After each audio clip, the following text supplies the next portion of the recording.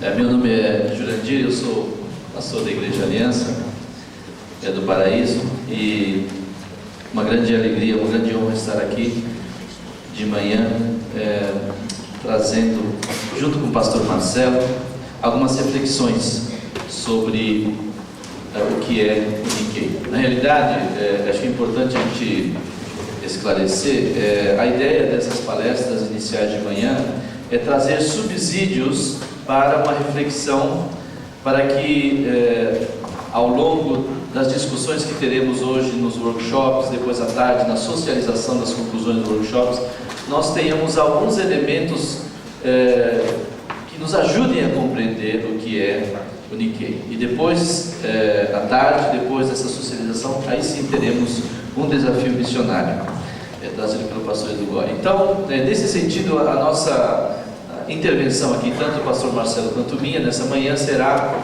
muito mais no sentido de apresentar informações, subsídios, coisas que eventualmente vocês já saibam, algumas coisas e outras não, e assim a gente tentar construir a compreensão do que é o Nikkei. E isso realmente é muito importante para nós, porque na realidade nosso objetivo com isso é compreender, afinal de contas, quem é esse Nikkei, que é essa comunidade Nikkei, se existe sentido em nós, como igreja, continuarmos focalizando essa comunidade, e se existe, nós temos que conhecê-lo, né? Eu gostaria de começar a primeira apresentação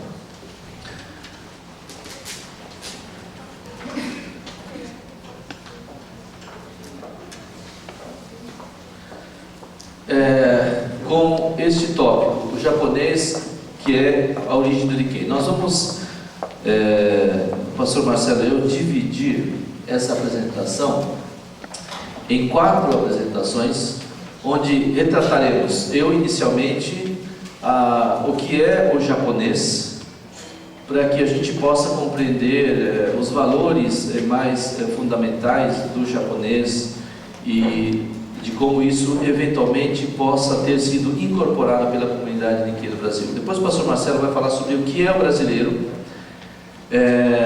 e aí também a formação da identidade do brasileiro, que é uma história muito mais curta, mais recente e muito distinta da história da formação da identidade do japonês. E depois a terceira palestra, depois do break, o pastor Marcelo novamente falando sobre o processo de inserção, integração, assimilação, enfim, esse processo do Nikkei no Brasil. E em quarto lugar eu vou terminar trazendo alguns dados do Nikkei hoje e algumas reflexões.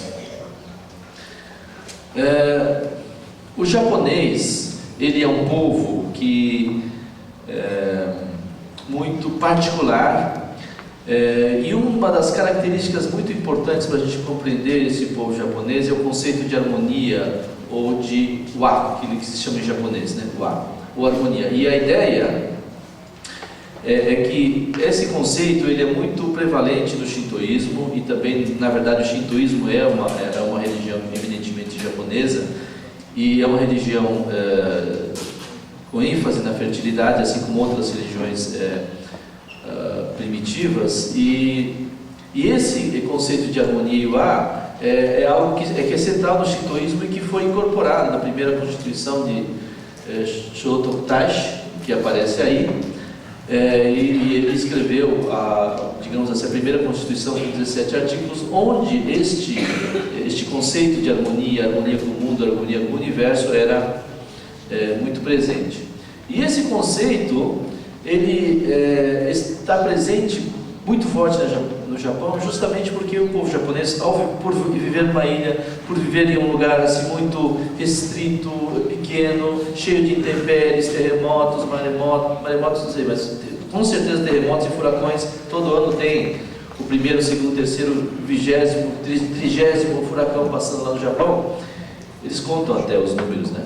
Então, eles precisavam constituir uma forma de lidar com isso. Eles entendiam que a natureza era muito mais poderosa do que eles, e eles precisavam cooperar para poder fazer frente a isso.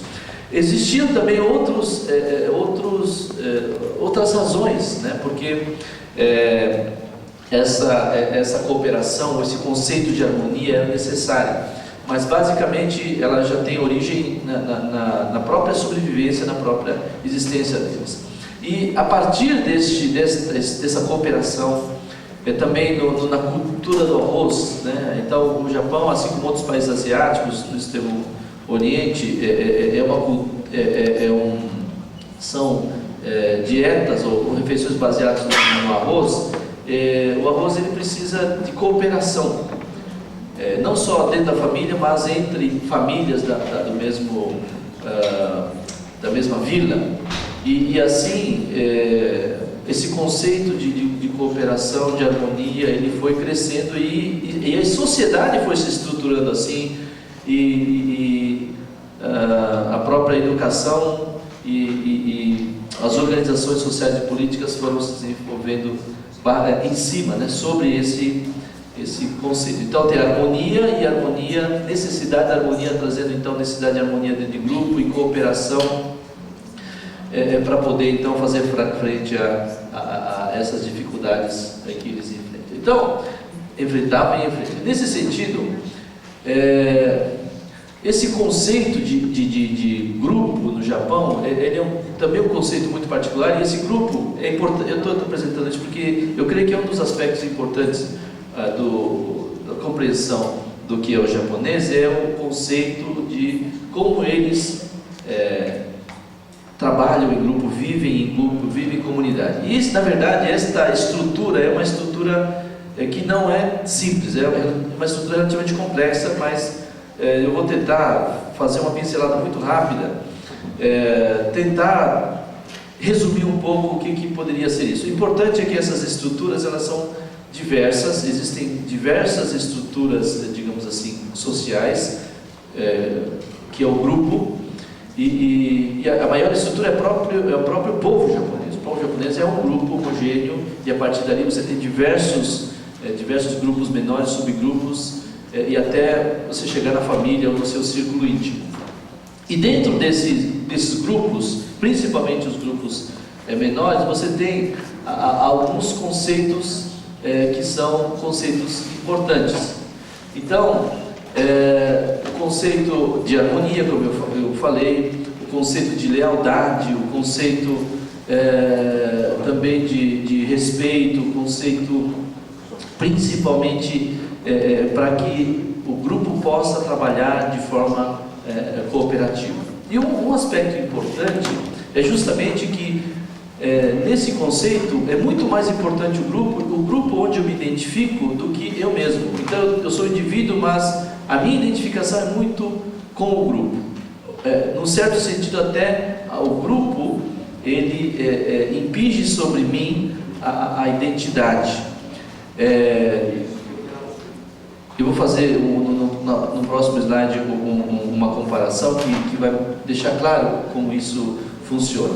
Tem um último tópico que eu coloquei aqui, dentre os vários aspectos importantes, né? Bom, tem o aspecto NGO, que é uma espécie de cerimônia que muitos de vocês já conhecem, em que as pessoas dentro do grupo eles não buscam o seu direito, mas buscam justamente a harmonia social. Mas existe um aspecto interessante que é o que se chama de amae. Quanto menor o grupo, você sente confiança lá dentro e você até tem uma coisa que se chama amae, que podia falar assim, mimo, ou de um lado, ou confiança do outro, ou até lealdade, que faz com que você se conduza de uma forma muito natural. Quer dizer, você, dentro desse grupo bem pequeno, você até pode fazer o que você quiser e você deve ser aceito por isso, né? Então, no Japão, existe uma distinção de como é que você se comporta dentro do grupo e se comporta fora do seu grupo. Nessa dinâmica de grupo, você tem uma distinção que é a dinâmica intragrupo, que é particular muito típico do Japão, e a dinâmica intergrupo. E E essas duas dinâmicas, elas são, na verdade, dinâmicas, por exemplo, do lado esquerdo, nós podemos dizer japonesa ou oriental, e do lado direito, ocidental.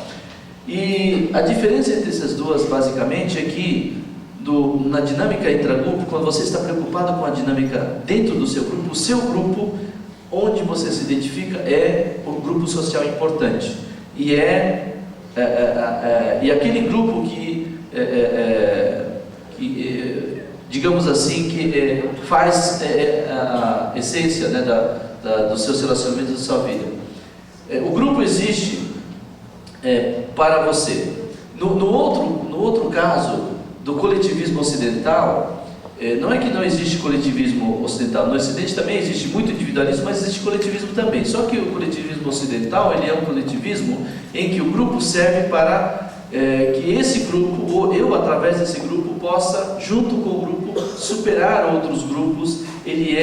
O grupo existe muito em função de uma relação intergrupo, ou entre grupos. Então eu faço parte de um grupo porque assim eu posso, como grupo, superar, atingir um status melhor, vencer, enfim, em esportes, ou em política, ou em outras interações sociais.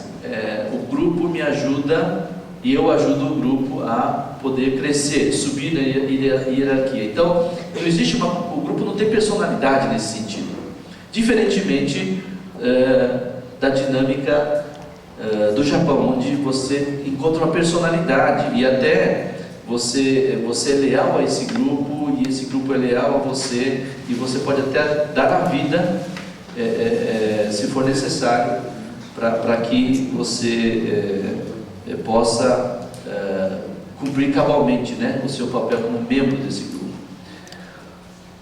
Aqui existem, digamos, algumas características da sociedade japonesa, e dentro dessas características eu diria que um aspecto muito importante é a valorização da tradição, valorização da hierarquia, a valorização da posição. Por exemplo, em sociedades, em grupos ocidentais, você não faz muita questão de mostrar quem é mais importante do que quem. Essencialmente, a coisa pode ser funcional, mas todos entendem que as pessoas têm a mesma importância enquanto pessoa. No Japão é uma coisa interessante que nos relacionamentos sempre você faz questão de que apareçam, a hierarquia fique clara. Nas interações sempre que fica claro quem é mais importante ou quem é mais velho, e quem é menos importante, quem é menos, e deve, portanto, tratar com deferência a outra pessoa. Aqui você tem também uma estrutura hierárquica, onde você tem grupos maiores e grupos menores, e a dinâmica do relacionamento entre grupos maiores e menores, quer dizer, na verdade, a ideia é se você faz parte de um grupo grande, e dentro desse grupo grande você faz parte de um grupo menor e de um grupo menor. E a dinâmica é diferente.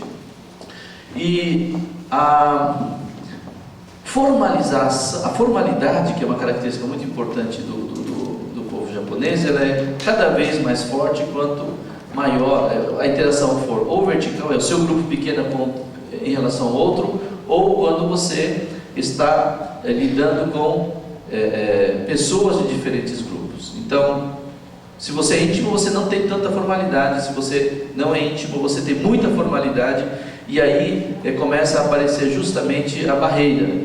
Você, por causa da maneira como vocês se relacionam, as pessoas se relacionam, você tem clareza se você faz parte do grupo ou não faz parte do grupo. E aí vem um outro conceito importante, que é esse conceito de dentro e fora, né, do japonês.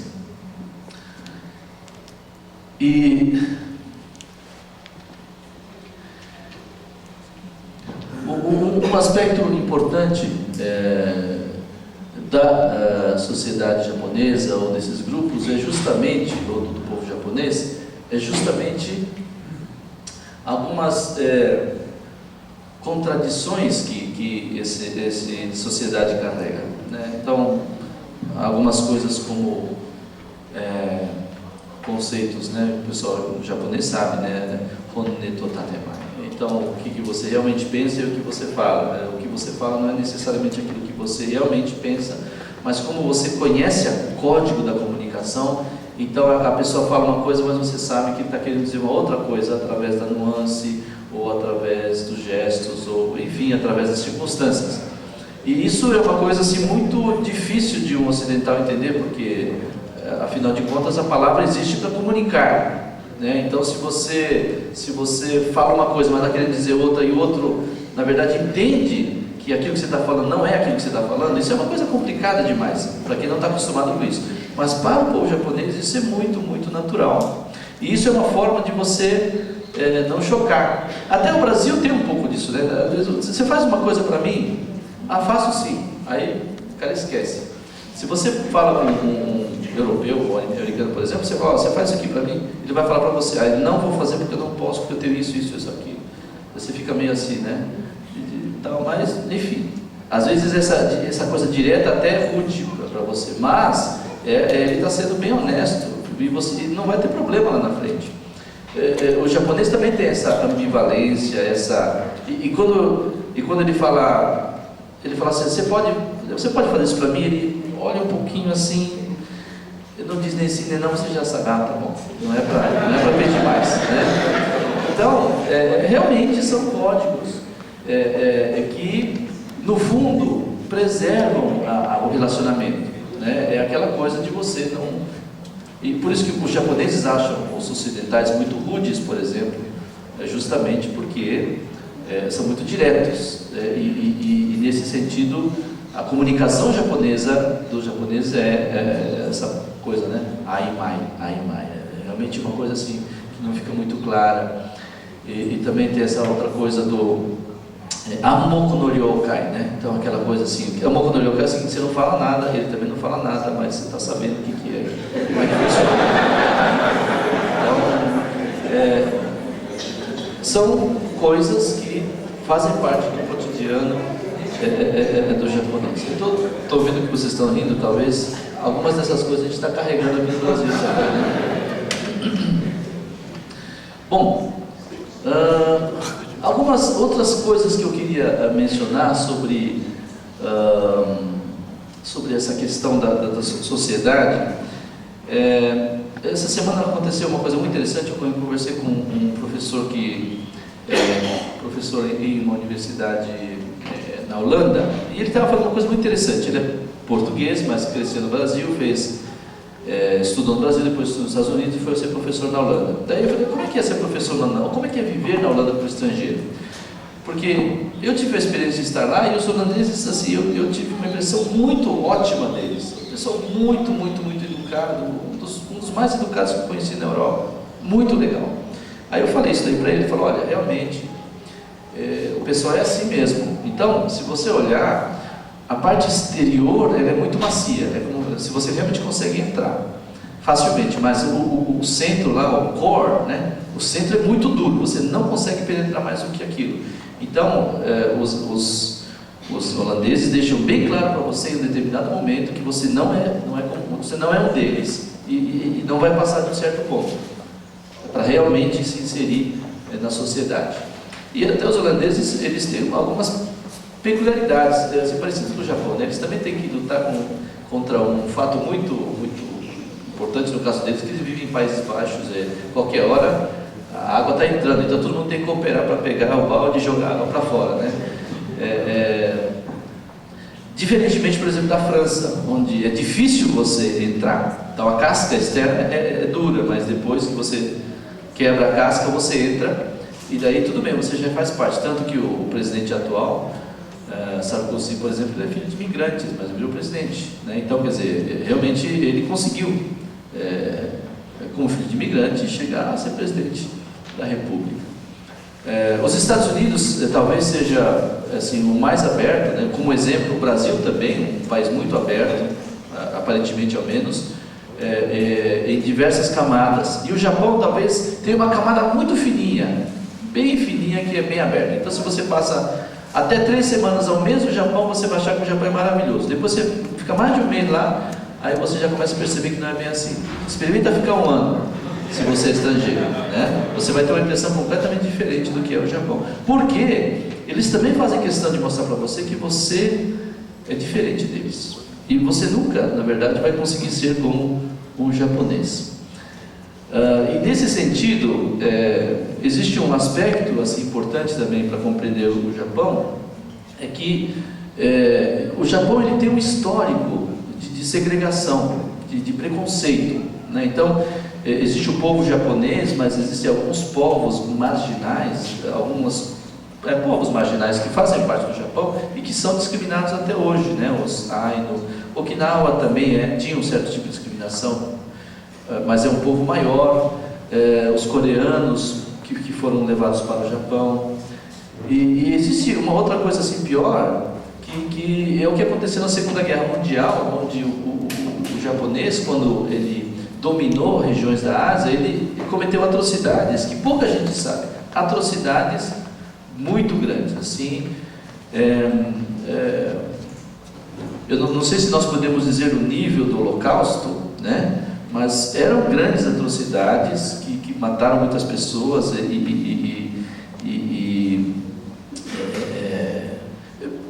enfim, deixaram marcas profundas nesses países na época da Segunda Guerra e que fazem com que até hoje eles tenham memoriais em seus países. Você pode conversar com qualquer pessoa que mora em um país que teve dominação japonesa e vai saber dizer o que os japoneses fizeram com os pais ou as avós na época da Segunda Guerra.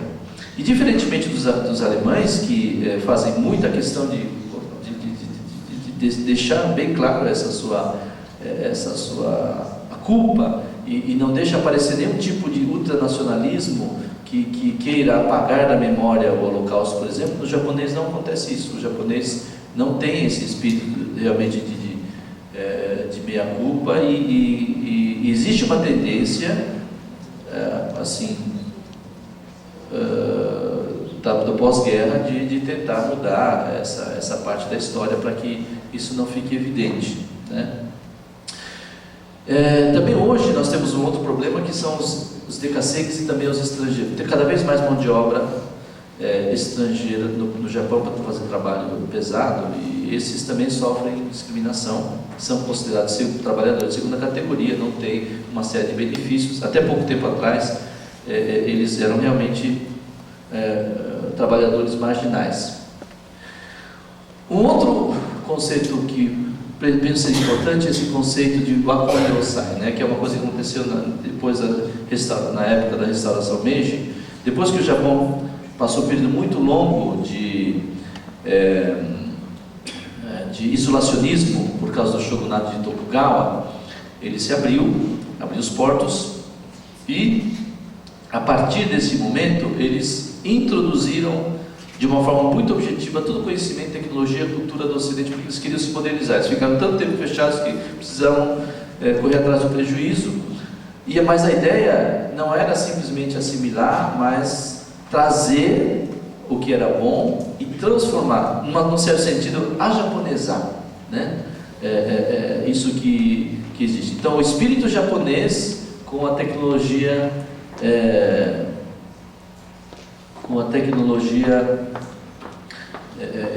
do Ocidente. E na verdade, o japonês, assim, Nakanishi faz um comentário interessante, o japonês ele tem a capacidade, ele introduz a cultura chinesa e torna a aculturação à japonesa, torna japonês. O Ocidente traz e torna japonês. O budismo traz e torna japonês. Ele assimila e muda. Isso significa o seguinte, que a raiz que está na sociedade japonesa é uma raiz muito, muito forte. Tão forte que você, enquanto cultura que chega lá, você não consegue se sobrepor a ela. Pelo contrário, você é transformado por ela. E isso é uma coisa que tem acontecido ao longo dos séculos. E a própria ocidentalização, a modernização do Japão é um exemplo. O Japão, ele não deixou de ser japonês com a modernização. Ele não se ocidentalizou. Quem acha que o Japão se ocidentalizou está enganado. Não se ocidentalizou. O Japão continua exatamente como era antes, na sua essência. Muda a forma. Mas a essência continua a mesma. Tá? Falar um pouquinho sobre o shintoísmo. Bom, basicamente o shintoísmo, que é a cultura, que é a religião japonesa por excelência, é uma religião da fertilidade, então por isso você celebra nascimentos e casamentos com cultos shintoístas no Japão, e essencialmente ele é uma religião ateológica, né? Você não pergunta para o shintoísta como é Deus, isso não faz sentido para ele, porque Deus não é objeto de investigação, de se fazer teologia. E toda a natureza é permeada por Deus, é panteísta e também politeísta, né? 8 milhões de deuses, Yoros no Kami, são 8 milhões de deuses. Mas, na verdade, isso é só para dizer que Deus está em todo lugar, não que existem 8 milhões exatamente. Uma coisa interessante que aconteceu com o shintoísmo é que, com a entrada do budismo, que é uma religião mais estruturada, o shintoísmo também foi meio que obrigado a se estruturar, por um lado. Por outro lado, começou a compartilhar, junto com o budismo, o papel de religião oficial do Japão. E o budismo, ele foi assimilado, digamos assim, aproveitou-se dessa importância que os japoneses dão para os grupos pequenos, e com o culto do antepassado e a importância, a tradição e a família que os japoneses davam, essas coisas, elas se encaixaram muito bem. E o budismo no Japão também sofreu transformações. O budismo sempre foi uma religião de elite, ela se tornou uma religião do povo, e no Japão, e que isso aconteceu, e através do Japão que o budismo se tornou popular no mundo. Então, o budismo que se conhece no Ocidente é o budismo japonês, porque o Japão conseguiu popularizar o budismo de tal forma que ela ficasse assim compatível com a vida ocidental, e é isso que está se exportando para o mundo, né? E tornou mais simples, né, esses conceitos de salvação. E também o budismo serviu por muito tempo assim, como aliado do Estado, principalmente no Shogunato Tokugawa. Todo mundo era obrigado a fazer parte de um templo budista. Isso era uma forma de controlar, os cristãos particularmente, né? Então você tinha que fazer parte de um templo, e aí servia como cartório, servia também como uma extensão do governo, do Estado, sendo uma escola, sendo um centro cultural e assim por diante.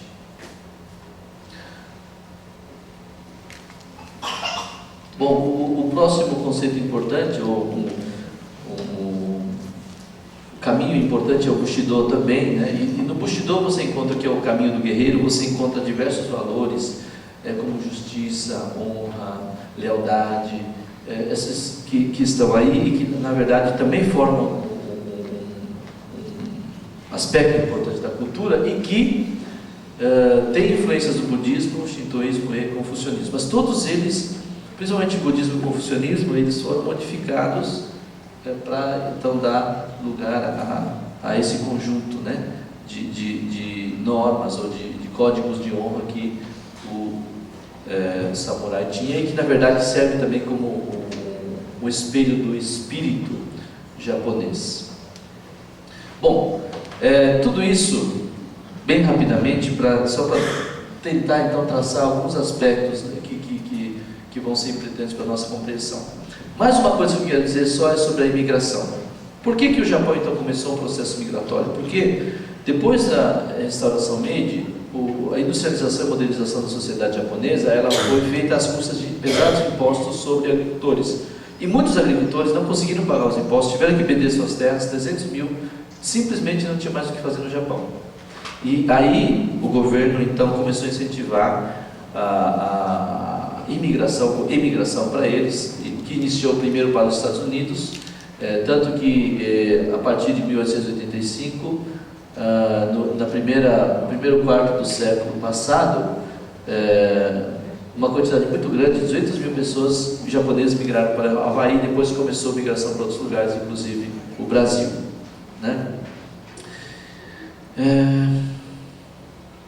Bom, então, só para terminar, o que eu creio que são aspectos importantes para a gente pensar, para que a gente possa, a partir dessa reflexão ou desses dados, pensar no que é uma identidade Nikkei.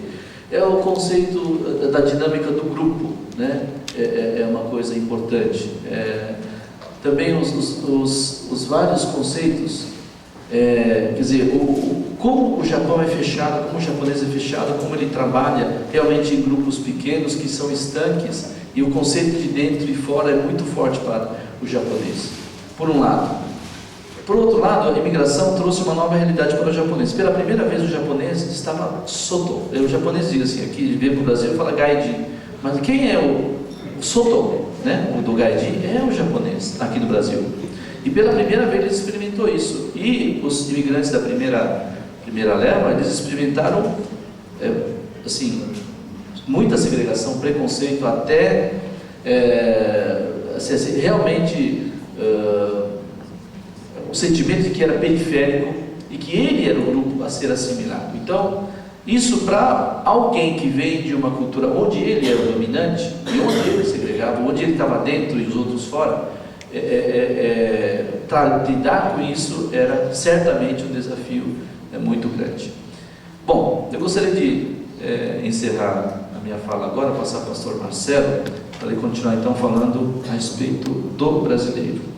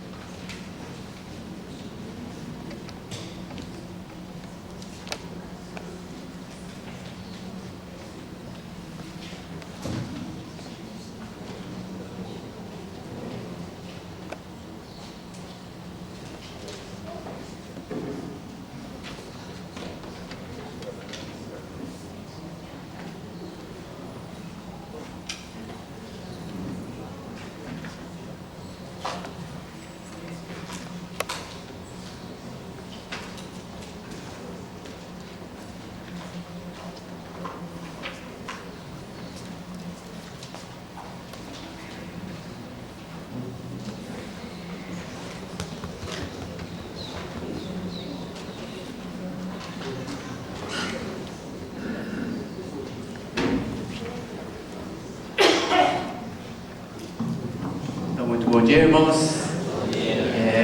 Como a gente está se propondo a falar sobre quem é o Nikkei, como vocês perceberam, o pastor Jurandir e eu somos Nikkeis, né? Porque estamos fazendo uma abordagem Nikkei à questão, né? Não respondemos diretamente. Então, o pastor Jurandir falou sobre quem é o japonês, né? E a gente está tentando então colocar quem é o brasileiro. Agora, o pastor Jurandir é um pouco mais japonês do que eu, então ele é mais profundo do que eu, né? Então, diante da profundidade, agora vamos ter um momento de relaxamento, sambar um pouquinho, certo? Quem é o brasileiro? Essa questão, essa discussão começou bastante tarde. Em 1920 foi o primeiro livro que foi escrito, a partir se fez esse estudo, né, sobre o brasileiro. Talvez existam duas razões básicas. Primeiro, é a própria proclamação da República, né, em 1889, então o Brasil é um país novo. Segunda, talvez haja um motivo sociológico para isso. Porque quem era o brasileiro? Era justamente o bastardo. Então, o filho do índio, da Índia com o português, como ele estava numa situação, como o Darcy Ribeiro fala, de ninguémidade, ele era um bastardo, não era um filho legítimo, então ele se considerava brasileiro. Então o começo dessa identidade do brasileiro era complicado, então ninguém queria estudar quem não era ninguém. Mas com o passar do tempo se viu essa necessidade. E o primeiro, talvez o segundo, né, de grande importância, que até hoje influencia o nosso pensamento, é Gilberto Freire. Gilberto Freire escreveu esse livro, Casa Grande e Senzala, em 1933, e ele tem, vamos pensar em termos do ambiente em que ele vivia. Teoria vigente à época, a questão da mistura de raças, que resultam em enfraquecimento do povo. Não quer dizer necessariamente que eles eram, como se diz, valorizando uma raça em detrimento da outra, mas eles diziam que a mistura que era problemática. Isso era uma teoria vigente não só no Brasil, como também na Europa, e aí deu margem a aplicações bastante complicadas, como a gente sabe, na Segunda Guerra Mundial. Agora, a realidade brasileira é que o Brasil era mestiço. Esse era o dado pelo qual, com o qual as pessoas tinham que se debruçar. E era, então, um dado bastante complicado. E a aspiração brasileira, isso não estou dizendo só do povo em geral, mas da política pública brasileira, era do embranquecimento da raça. Então vamos lembrar que nessa época existia então todo esse... E aí por isso nós podemos entender, quem sabe, a dificuldade da inserção do japonês dentro desse contexto. Ele não era branco, né? Então ele foi aceito por questões simplesmente de trabalho, mas era contrário à política de embranquecimento da raça. Então a valorização do imigrante europeu, por exemplo, para que então supostamente, né, com o passar do tempo, houvesse essa possibilidade. Diante desse quadro, né, então o Gilberto Freire, nascido então no Nordeste, filho de pessoas de classe média alta, ele se deparou e ficou muito angustiado. Ele diz que essa preocupação da mestiçagem do Brasil é que foi o grande motivo para ele começar a estudar e pensar. Então frequentou a Universidade dos Estados Unidos e estabelecendo então tentando estabelecer algum tipo de solução para o Brasil. Ele, andando nos Estados Unidos, se deparou com um grupo de marinheiros brasileiros mestiços, né, mulatos e cafusos, e ele achou degradante, porque esses marinheiros estavam andando com caricaturas de homens, e ele falou: isso que é o Brasil, isso que é o brasileiro. Mas aí ele teve uma sacada, ele falou assim: não, esses não são brasileiros, esses não são mestiços, esses são mestiços doentes. Mestiços doentes, não é inerente, não é genético no próprio mestiço. E a partir disso, ele elaborou uma resposta que naquela época foi bastante importante e revolucionária: a confraternização das raças e a convivência de antagônicos. Vamos lembrar que é aquele contexto do Nordeste, a Casa Grande tendo uma porta, eu diria assim, uma porta de comunicação com a senzala. Então é o senhor branco junto com o escravo, principalmente a escrava. Então havia um tipo de relacionamento entre eles, né? E surgindo então essa mistura de raças, mas ao invés de encarar como sendo um fator negativo, ele começou a advogar então como sendo um fator positivo de possibilidade de harmonia entre as diversas raças. Resultados 3, basicamente. Primeiro, a aceitação da identidade nacional. Então ele assumiu, né, e a partir disso o Brasil também começou a assumir que ele não era branco, né? Ele era mestiço, ele era mulato, mas não havia nenhum problema com isso. Segundo, a assunção da existência de uma democracia racial. Aí foi bastante complicado, porque não existe preconceito racial no Brasil. Isso a gente ouve há muito tempo, né? Não existe preconceito racial no Brasil. Será que é isso mesmo? Ou é uma coisa que está lá, mas que na verdade não se fala? É diferente de outros povos que se estabelece de uma maneira muito clara isso. E terceiro, ausência de luta por igualdade social, já que há uma possibilidade de convívio entre partes conflitantes ou partes contraditórias, então não tem necessidade de haver uma luta, eu diria, de classes, né? Porque então todos convivem de uma maneira e aceitam o seu próprio status social. Segundo o pensador, 1936, Sérgio Borja de Holanda, com o livro Raízes do Brasil, que hoje ainda influencia. A matriz cultural do Brasil, ele também diz que é portuguesa, e o resto foi simplesmente uma matéria plástica que se sujeitou, mal ou bem, a esta forma. O português, quem é o português? É um povo indeciso entre a Europa e a África, porque ele mesmo é um mestiço, né? Ele é fruto de vários povos, ele é miscigenado. E por causa disso, uma plasticidade social que leva a um certo desleixo. Quer dizer, ele não é aferrado à sua cultura, porque a sua cultura, inclusive, já é fruto de miscigenação. então ele tem a possibilidade de entrar em outro país, pegar algumas coisas e contribuir, quem sabe, com outras coisas. E a identidade do brasileiro, o Sérgio Buarque entende como sendo um desterrado em sua terra, a ideia de não gostar muito de viver no país onde ele nasceu. Ele faz uma comparação bastante interessante entre dois tipos de colonizadores. O trabalhador seria o colonizador mais anglo-saxão e o aventureiro seria o português. No manejo da terra, o trabalhador ele fica na terra e valoriza a terra e trabalha nela. O aventureiro não, ele entra na terra para pegar o que tem e depois, então, o que sobrar fica para os outros. No caso da orientação, quer dizer, por que ele faz isso, né? Primeiro o obstáculo a vencer e não o triunfo a alcançar, e o aventureiro, não, ele vai lá, pega a coisa que tem, né? E não se preocupa com a geração seguinte. A ética de estabilidade, paz, segurança pessoal para o trabalhador, e o aventureiro valoriza a audácia, previdência e responsabilidade. Outro tipo de comparação que ele faz entre o anglo-saxão e o português é do ladrilhador e do semeador. O objetivo do ladrilhador, então, ele representa o seu país, o colonizador, né? Então ele vai para a colônia e ele procura estabelecer como se fosse uma espécie de filial do próprio país onde ele vive. Agora, o semeador não, ele vai lá, simplesmente não se preocupa, ele simplesmente pega aquilo que tem no país onde está sendo colonizado. A profundidade geográfica, o ladrilhador ele ocupa toda a extensão. Agora, o semeador somente concentra no litoral, porque é o lugar mais fácil, mais perto de casa também. A influência cultural, transposição da cultura da metrópole para a colônia. Então, como a gente sempre tem repetido aí nesses itens. Agora, do semeador, a adaptação com o improviso, as misturas de outras culturas. E principalmente a questão da urbanização.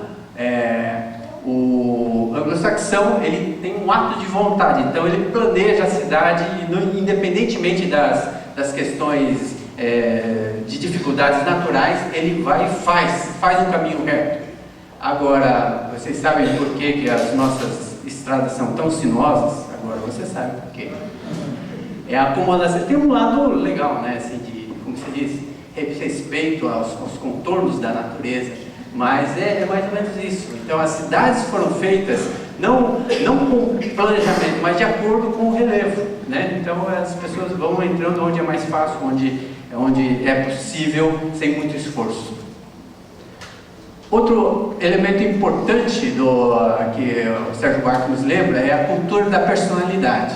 Então valoriza-se muito a questão do ser humano tendo a sua própria dignidade. Algumas consequências: menos hierarquia social. No Brasil, então, a partir do português, então não há tantas distinções como a gente ouviu no Japão. Não só por falta de tradição, mas por próprio, como se diz, a entrada foi dessa forma. Cada um é superior ao outro e não igual. Quer dizer, quando se fala que as pessoas são dignas, não é que eu sou digno como você, eu sou mais digno que você, e você é mais digno do que o outro.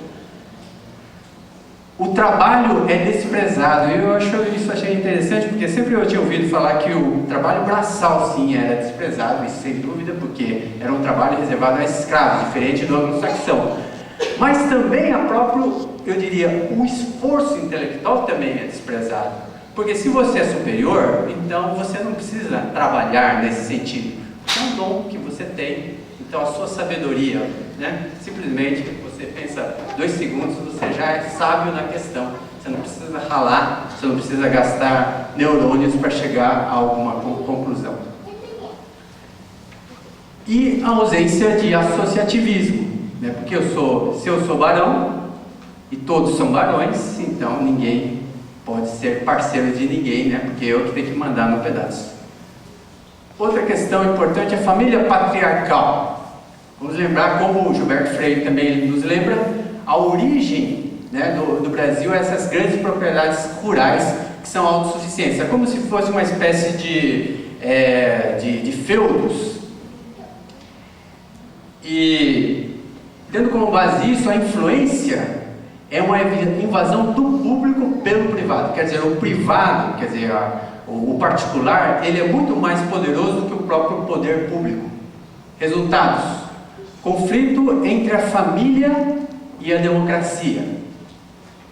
A família, a crença da família, amar alguém é amá-lo mais do que os outros. Quer dizer, a minha família tem que pensar em mim, na minha família, nos meus agregados, né? E se é para beneficiar alguém, eu beneficio a minha família. Agora, o conceito da democracia é diferente. A maior felicidade para o maior número de pessoas, independentemente se você é meu parente ou não, se eu conheço ou não, você tem todo o direito, como eu também tenho.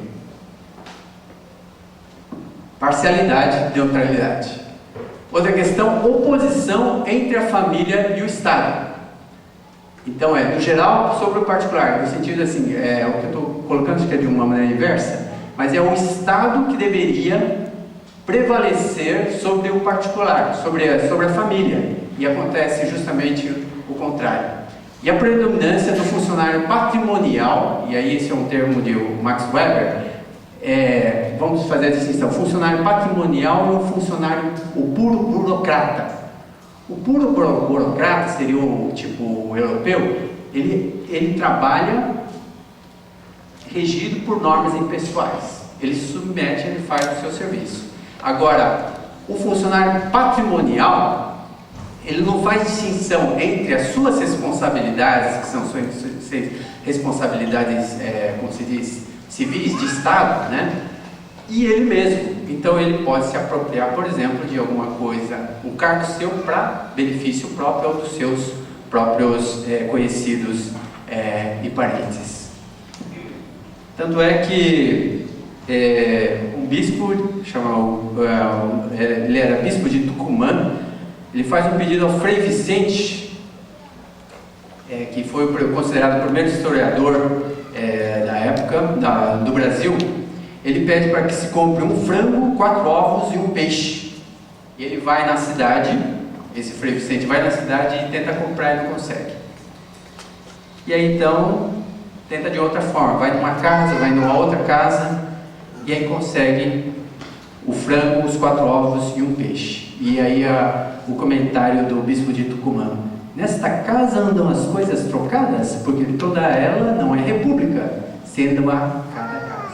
Essa ideia de que a casa é mais forte do que o próprio Estado ou a própria democracia. Outro elemento importante de Sérgio Buarque é o homem cordial. Vamos lembrar que o homem cordial é diferente do que muitas interpretações fazem sobre o Sérgio Buarque. Tem um sentido, vem de um sentido etimológico, que é aquilo que vem do coração. Então, o homem cordial é aquele que obedece aos imperativos do coração e não a normas impessoais e abstratas. Então, é o senhor feudal, né, o senhor do engenho, que ele é próprio à lei, porque ele sente no seu coração aquilo que é o certo e aquilo que é errado. Ele não é regido por nada a não ser ele mesmo e seus próprios pensamentos. O homem cordial é o personalismo hipertrofiado pela autossuficiência do domínio moral. Percebe que até eu andei gaguejando aqui, porque o negócio é complicado, né? Vamos fazer por partes. Autossuficiência do domínio rural. Nós já conversamos sobre isso. Quer dizer, o senhor do engenho que ele tem todo, como se diz, uma polis, né? Ele é que é o rei daquele pedaço, ele faz a lei, ele supre de todas as necessidades, ele não precisa de ninguém a não ser de si mesmo. Agora, a partir disso, né, ele expande a sua própria influência, né, em relação às outras pessoas. Ele é a lei, né, personalismo hipertrofiado. Então, ele é a encarnação da própria. Eu diria assim, ele nem é a encarnação, ele mesmo é a lei, e ele manda e desmanda conforme a sua vontade. As consequências: dificuldades de estabelecer a ordem pública e a democracia. Mais um, gente. Roberto da Mata já é um autor um pouquinho mais novo. Esse livro, Carnaval, Malandros e Heróis, 1979.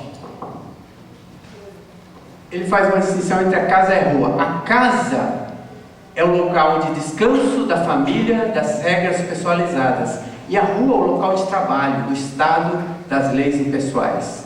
Lugar de amor, de consideração, respeito, lugar de luta, dura realidade da vida e dos perigos. Na casa, todos são reis e donos. Na rua, todos são nada. Na casa se tem a supercidadania. Quer dizer, somos donos de normas que se escrevem nos corações. E na rua, a subcidadania, sujeitos a leis que se devem obedecer. Em outras palavras, minha mãe chegava e dizia assim: não entendo esses brasileiros, porque o brasileiro às vezes deixa a casa limpinha, mas joga o lixo na rua.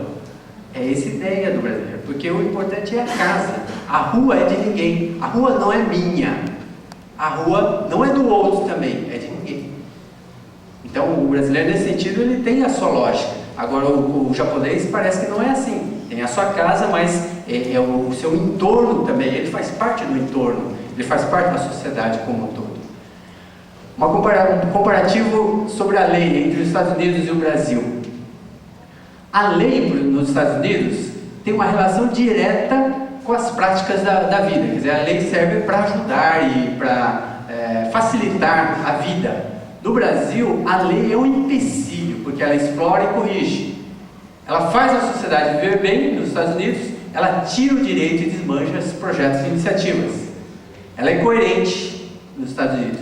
No Brasil, ela é considerada contraditória, e às vezes é mesmo, né? E principalmente, a lei existe para ser obedecida. E no Brasil, vamos ver onde está o furo aí para a gente poder... Gente, vocês fazem isso? Não acredito, né? Vocês estão rindo aí, né? Mas acho que existe alguma coisa de identificação aí, né? Igualitarismo e hierarquia, Estados Unidos e Brasil. A questão então de se todos são iguais e se existe uma hierarquia entre as pessoas. Nos Estados Unidos, o ícone de origem, isso é importante, é o pequeno agricultor. No Brasil é o senhor do engenho.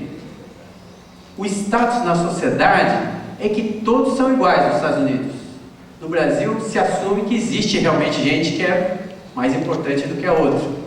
Agora, as situações de desigualdade existem nos Estados Unidos? Claro que existe. Claro que existe. Porque, por exemplo, aí você vai lá, anda na rodovia e o guarda te para e pode te prender, pode fazer um monte de coisa. Mas, enquanto ele é guarda, tá? No momento que ele deixou de fazer o seu serviço, ele é um como você. Agora, no Brasil não é assim. Porque ele carrega dentro dele mesmo, fora inclusive de sua função, o seu status. Então ele é médico, não só no hospital, na clínica, mas ele é médico sempre, ele é faxineiro sempre, e assim vai. Questão da navegação social. Então, como se diferenciar, já que eu sou uma pessoa tão importante, a ideia da casa, né? Se eu sou tão importante, como eu se diferencio diante de normas que são válidas para todos? Tem que dar um jeito, né? A crença de fundo é que cada um é especial, ou então eu sou superior a outra pessoa. As soluções brasileiras. Primeiro é a solução da conciliação. Então é um jeitinho, uma forma de relacionar o impessoal, quer dizer, a lei, com o pessoal, propondo juntar um objetivo pessoal com um obstáculo impessoal. Vamos a um exemplo. Eu estou precisando entrar numa sala de alguma coisa aí. Uma sala é para resolver um problema muito grande meu. Só que lá tem um segurança. E essa sala está restrita, eu não posso entrar nessa sala. E o segurança, ele é um cara muito firme e durão. E por que ele é firme e durão? É porque ele representa o Estado, né? Impessoal, frio. Então tem uma dificuldade. Eu tenho uma necessidade pessoal, né? Só que eu tenho que lidar com um obstáculo impessoal, que é o Estado, que não tem sentimento, é a rua, não tem sentimento. Então qual é a minha abordagem? Eu preciso dar um jeito nisso. Como se faz? Vamos lá, gente, vamos ser criativos aí. O que você fez da semana passada? Eu acho que tem pelo menos 3 estratégias. Primeiro, a identificação. Aí você vai lá, faz uma conversa mole com o cara, né? E pergunta, aí você descobre que você é corintiano, que ele é corintiano. Eu sou corintiano também, eu corintiano. Na verdade você não é corintiano, né? Mas eu sou corintiano e eu corintiano, não sei o que e tal, né? Aí estabelece uma identificação com ele. Ele fala, apesar de haver uma diferença, porque eu sou o Estado e você é a pessoa, mas eu tenho um elemento de identificação, você pode entrar. Certo? Outra forma seria a questão da empatia. Então, ele está frio e tudo mais, mas aí você começa a contar o caso. Mas sabe o que é? Que eu preciso entrar nessa sala porque aí conta aquela história lá, né? Aí o cara fica emocionado, fala, puxa vida, coitado dele, né? Então aí ele deixa entrar. Outra forma pode ser o suborno. De um jeito ou de outro, você passa uma graninha, uma cervejinha para ele, e aí então ele deixa você entrar. Uma outra forma de solucionar esse problema, de se diferenciar diante da lei e diante das normas igualitárias, é não entrando em conciliação, mas entrando em conflito. E aí fazendo valer a sua hierarquia, que é superior. Essa é a ideia de você sabe com quem você está falando. Aí você dá aquela carteirada lá, mas não importa. Em outras palavras, você está dizendo assim, não importa a lei, porque eu sou superior à lei. Aí você bota lá, dá a carteirada, pronto. Aí você passa.